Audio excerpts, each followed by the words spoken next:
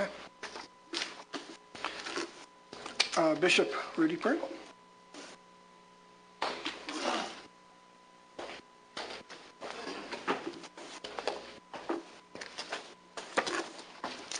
To the Middletown Board of Education,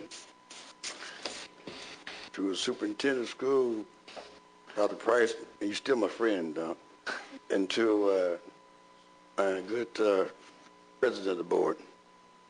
I've chosen to come here tonight clothed in what is alleged in my own right mind, and I'm not going to dress you as the great Bishop Tutu, because I was embarrassed to think somebody would use his name, but my name in the Middletown Journal. This man is so great till it's almost demeaning to me to even be in that category. And also insult my intelligence, but that's the way life is.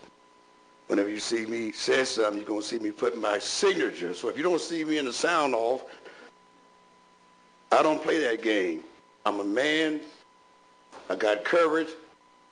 I take a good hit, and don't worry about it. If my name, Rudolph Pringle, is there, that's me. Having said all that jazz, my sole purpose here is to I studied that I've been involved in the Middletown school system as chaplain of the football team, et cetera, something like maybe around 22 or 23 years. I've been visiting the school when I was single for 30 years, and from the time I was around something like 18, 19, whatever, give or take a few years, I was visiting the schools. I was single. Well, I love schools.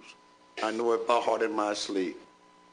I've been married 44 years, and I still visit schools. My kids, I think, have been out of the school system, if I can't recall that, maybe 8, 10 years, and I still freaking schools. I know schools. I throw a good punch, and I take a good punch. When I came down here last month, and I hope I don't embarrass the superintendent of school by getting an avalanche of people getting ready for real, I made 4 or 5 points about Dr. Price. I'm going to repeat them very quickly for those who have antagonistic views in our weight to scale from about you, Dr. Price, from about 0 to 10. In all of this town, you got about around a 4.5. Don't feel bad, I'll have 2. And I think that, number one, the things he was hired to do, I want this clear for Middletown, period. You hire a man to do a job, and it doesn't to me become imperative that that man or woman got to be your buddy, your friend, your confidant, your lover, your park social life friend. That's not the issue. You hired him to do a job, and he's done it. Schools, 6 new schools. I've been in 5 of them. Darn good schools. In the Department of Diversity,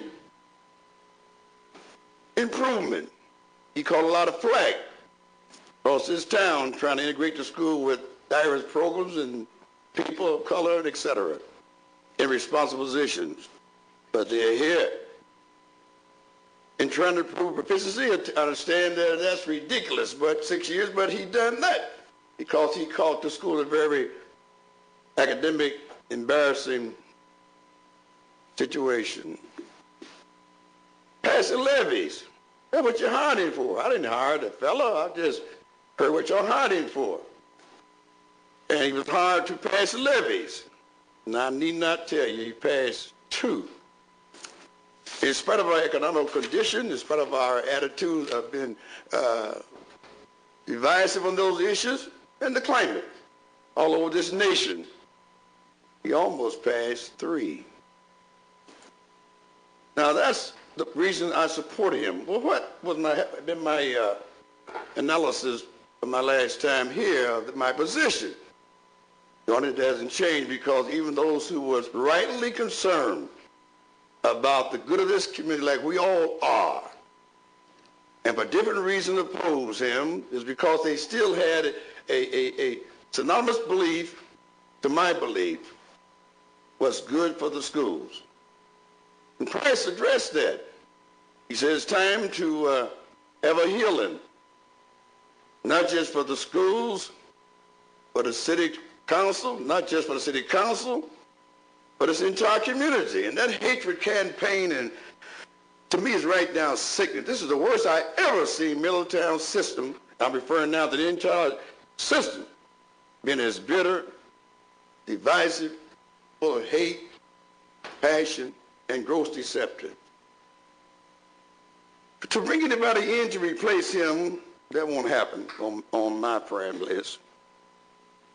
And to try to run a campaign anew, and I'm wearing one of my brothers, Reverend Great ties, and I'll probably wear 25 more. You give them to me. But nevertheless, to bring a whole bunch of folks in here to do a new job or just clean out the whole slate of the Board of Education, I know that's political, that's your right, but at the same time, if you're going to try to get new officers on this board, from a vindictive standpoint, that would be catastrophic. What we need is a therapeutic healing of our brains, our mind, our thinking, and look beyond. Let me look at it real clear. 50 years. I can't stand any more taxes. I'm the poorest preacher in town. Everybody that knows me knows that. I just dress nice, so I'm in love with a Walmart and a Kmart. My queen likes that, by the way. Saves money. But at the same time, to bring a whole new group of people in here, it was me on the Board of Education with a hidden agenda. And I want this point made clear. A hidden agenda to get on the Board of Education, not to take care of the business of this community or this school, but to take care of some petty, juvenile, ungodly business. To whitewash this board. That's wrong. If we are to heal, if we are to change this town, broke as I am, I have no problem with increasing my taxes. Because as a society of ignorant people, Board of Education, a society of people who can't stand safety and cry safety all day long and don't want your firemen and your policemen. Think about that. So as I make my sermon to go to church tonight, I think what I want to say lastly, whether you like me or not, I love you. Whether you agree with me or not, I respect you. There's one darn thing I don't appreciate. A afraid coward that works behind the scene to conspire to destroy the progress program through this city commission and through this Board of Education and through these kids who will live to take the burden of our foolishness. So I hope and pray that you get the message tonight. And while you clap at me, I'm going to go outside the door when I walk out and see how many of y'all applaud my speech.